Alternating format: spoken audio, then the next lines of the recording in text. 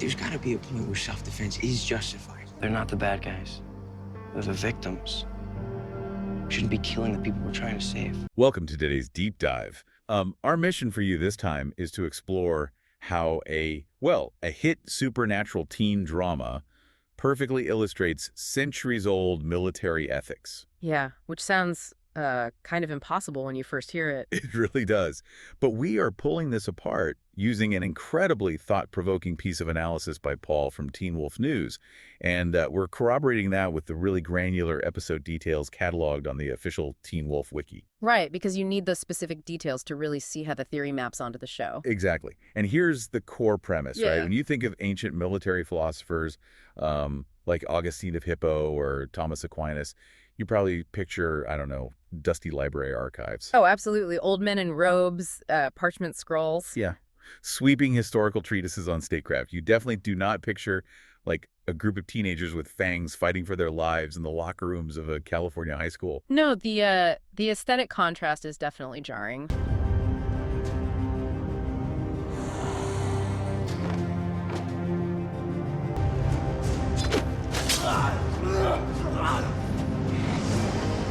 Looking at a supernatural thriller through the lens of classical military philosophy requires a pretty massive paradigm shift. Okay, let's unpack this. Yeah. Because I'm just fascinated by how Paul argues that Scott McCall actually functions as a masterclass in just war theory. Yeah, he really acts as a moral countermodel to the typical dark, brooding heroes that are dominating pop culture right now. Right.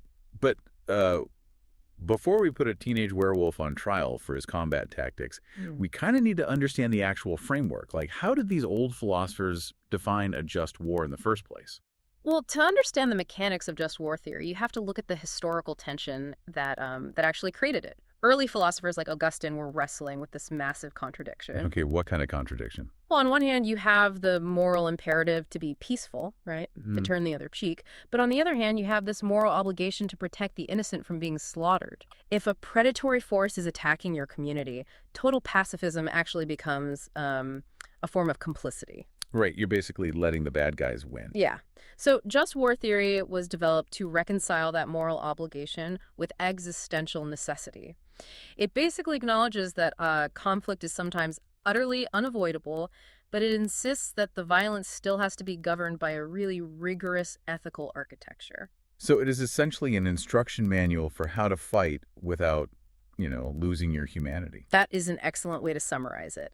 And the theory is divided into two main operational categories. First, we have jus ad bellum, which governs the justification for entering a conflict. Like the reasons why you're fighting. Right. You can't just declare war because you feel like it. You have to meet very strict criteria. And second, we have jus in bello, which dictates ethical conduct during the actual warfare. So if we're bringing a teenager into this framework, the very first thing a jury would ask is, who gave you the right to fight? Which lands us squarely in that first category, just ad bellum. Yeah, and Paul's analysis focuses heavily on two requirements here, which are just cause and legitimate authority. Well, let's look at just cause first, because, Beacon Hills has a staggering number of villains. Oh, absolutely. But drawing directly from Paul's analysis, we see that Scott's pack operates fundamentally as a defensive militia. Defensive being the key word there. Right. Classical political philosophy states that deploying force is only justified to repel an active aggressor or, to protect the innocent from imminent catastrophic harm. Which perfectly describes the show. Think about the adversaries, the Alpha Pack, the benefactors' Deadpool assassins, the Dread Doctors. Yeah, Scott's interventions are entirely reactive. He never initiates a war for territory or, dominance. His mandate is strictly communal preservation. Okay, I follow the logic on just cause. I get that. But I do have to push back on the legitimate authority requirement. Okay, how so? Because when you strip away all the supernatural elements, Scott is just a high school vigilante operating in the shadows. That's a fair point. Right. And just war theory usually reserves the right to wage war for recognized political entities, like a nation-state or a sovereign government. It's meant to prevent private citizens from causing chaotic bloodbaths based on, personal grievances. Sure. So if I put on a mask and start fighting crime in my neighborhood, I'm just a criminal. How does a teenager meet a standard that's meant for presidents and prime ministers? What's fascinating here is how the show actively addresses that structural problem by creating a hybrid model of authority. This massive tectonic shift that happens in season 3, it's when Scott formally partners with Sheriff Noah Stilinski. Oh, right. And at the moment actual law enforcement is brought into the supernatural loop, the entire dynamic changes. So basically he goes from being an illegal vigilante to like a deputized off-the-books asset. Exactly. The historical parallel would actually be letters of marque. Oh, where governments would authorize privateers to conduct operations for them? Yes. Once the sheriff knows what's going on, the sheriff's department becomes an institutional partner. They handle civilian evacuations, they provide law enforcement resources during crises. And they actively cover up the supernatural crime scenes to prevent mass panic. Right. And Paul argues this grants Scott's pack, quote, proxy institutional legitimacy. His defensive maneuvers are no longer rogue actions. They're structurally anchored by the local law enforcement agency tasked with protecting the municipality. But it feels like relying purely on the sheriff to legitimize a werewolf pack is a bit precarious. Like if the sheriff loses his badge, does Scott lose his general authority? Well, Paul actually addresses that by pointing out Scott's authority is validated on 2 fronts. He has the institutional proxy, sure, but he also possesses this inherent personal moral credibility because of his status as a true alpha. Right, the true alpha thing.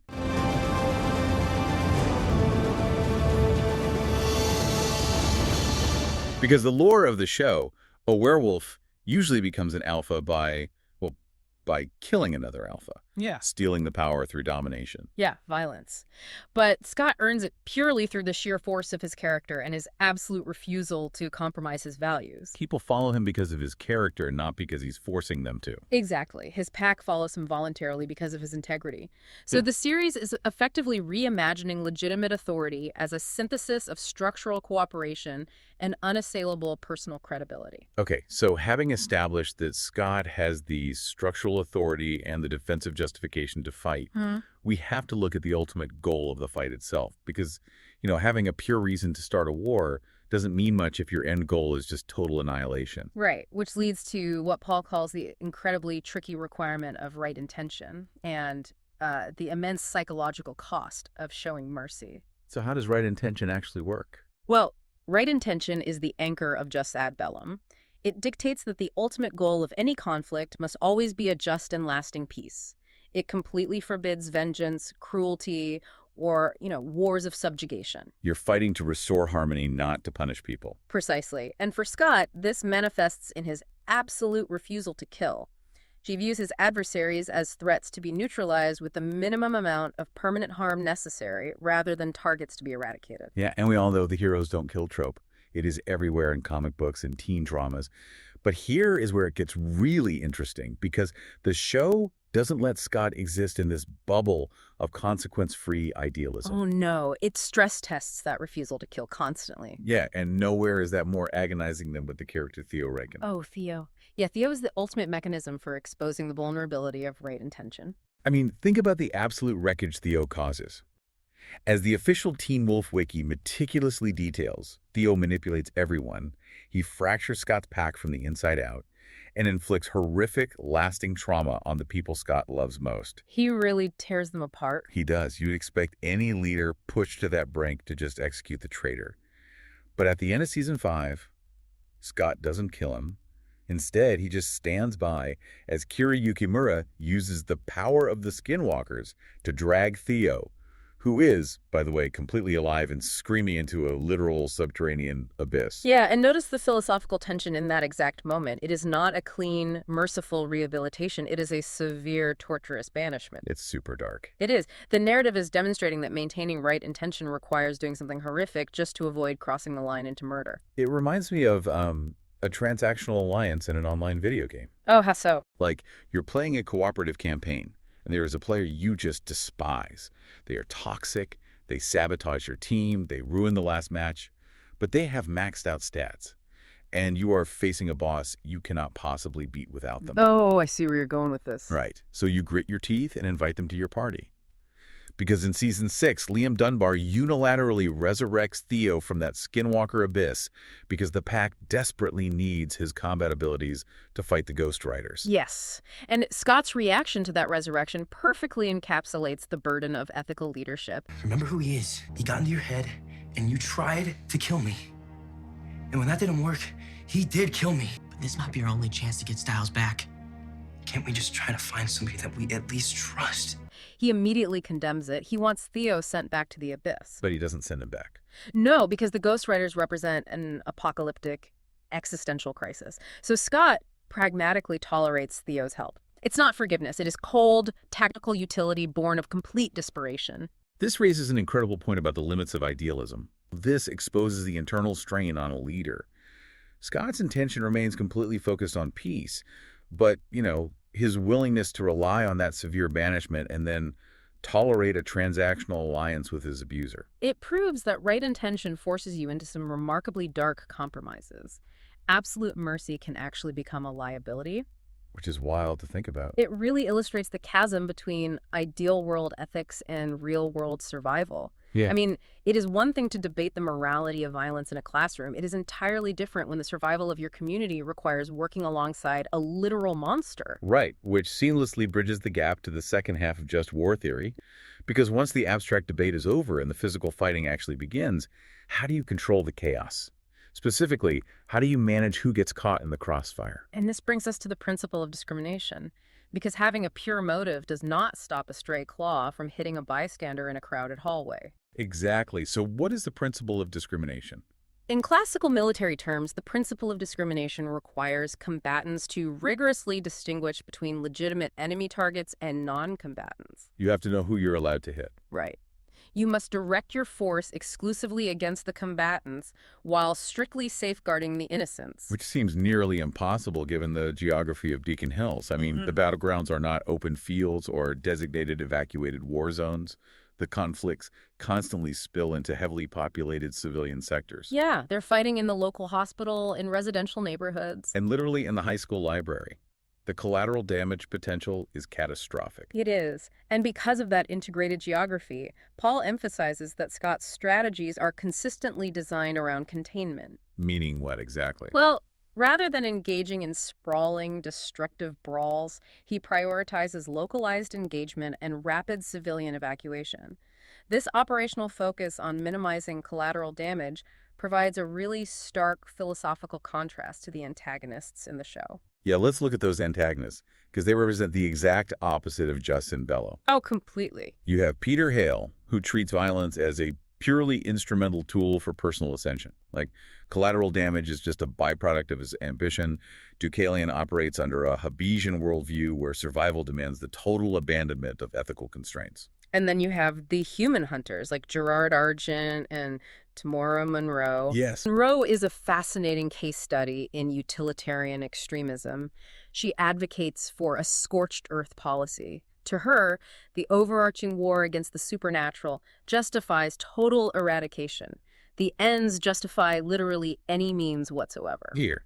And this highlights a brilliant nuance from Paul's analysis regarding the principle of discrimination, because Scott fundamentally redefines who actually counts as a non-combatant. Right. He flips the script. He does. In traditional monster folklore, the rules of engagement are totally binary. Human equals innocent victim, monster equals combatant enemy. If it has fangs, you stake it. But Scott completely dismantles that binary. He vastly expands the philosophical definition of innocence. He recognizes that biological identity does not dictate combatant status. Yes. So under Scott's leadership, a rogue chimera who was non-consensually experimented on, or like a newly bitten teenager who has absolutely no control over their shifting yet, they are viewed as victims of circumstance. They are not active combatants to be executed. Right. And what Scott is doing here aligns deeply with modern ethical frameworks concerning coerced populations during wartime. Like what? Well, think about child soldiers or forcibly conscripted militias in real-world conflicts. Modern military ethics grapples with the fact that not everyone holding a weapon actually chose to be in the war. Oh, that makes so much sense. Yeah, and Scott insists on individual accountability rather than collective, species-wide punishment. Even in the middle of highly chaotic, unconventional combat, he enforces a rigorous standard. So he looks at the terrifying creature in front of him, and asks the vital question, did you choose to attack us, or are you just scared, confused, and reacting to trauma? Exactly. And that standard is the exact inverse of Monroe's philosophy. She looks at any supernatural creature and just sees a target to be eliminated. Scott's expansive view of the moral community is just an incredibly noble way to lead. But, I mean, it makes his job exponentially harder. Oh, without a doubt. Which begs the question, what happens when containing the collateral damage and protecting these expanded innocents requires crossing a line? Because even the strongest moral frameworks have a breaking point when the pressure gets high enough. They absolutely do. And this brings us to the final and undoubtedly most agonizing principle of jus in bello, proportionality. Right, proportionality, which usually gets oversimplified as the punishment must fit the crime. But in a military context, it's much more complex than that, isn't it? Considerably more complex. In military ethics, proportionality dictates that the force deployed in a given conflict must not exceed the military objective, and the anticipated civilian harm must not outweigh the expected strategic advantage. So, like, you do not authorize an artillery strike to take out a single sniper if it is going to level an occupied apartment building. Exactly. The force must be commensurate with the threat. So how does a philosophy like that hold up when you are actively losing, when you are outgunned and totally desperate? That is the exact dilemma explored by modern political theorists like Michael Walzer. In his work, Just and Unjust Wars, Walzer discusses the concept of supreme emergency. Supreme emergency, okay. He explores the agonizing reality of ethical leadership under asymmetric pressure. When you are facing an adversary who uses your own morality against you and the total destruction of your community is imminent, adhering to strict ethics becomes a massive strategic disadvantage. You're basically fighting with one hand tied behind your back. Right, and the pressure builds until the leader is forced to decide whether to maintain their purity and let their people die, or adopt the horrific tactics of the enemy just to survive. Wow. And Paul identifies the ultimate canonical illustration of this supreme emergency in season 5. He's right. We don't have time for that anyway.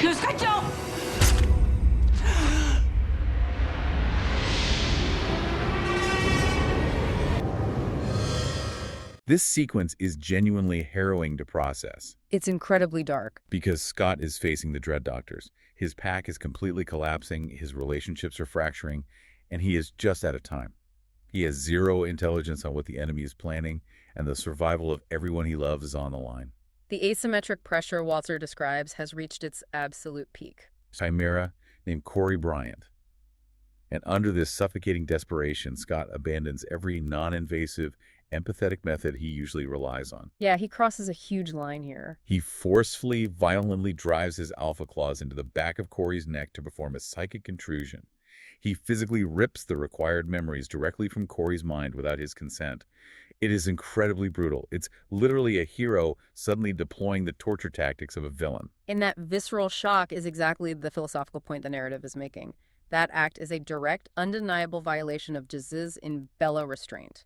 It is severe, non-consensual coercion. Scott basically calculates that the military advantage, the information needed to stop the Dread Doctors, outweighs the trauma inflicted on Corey. He shatters the boundary of proportionality. Even his closest allies are horrified watching him do it. Because it is a moral failure. But Paul argues that the writers intentionally included this failure.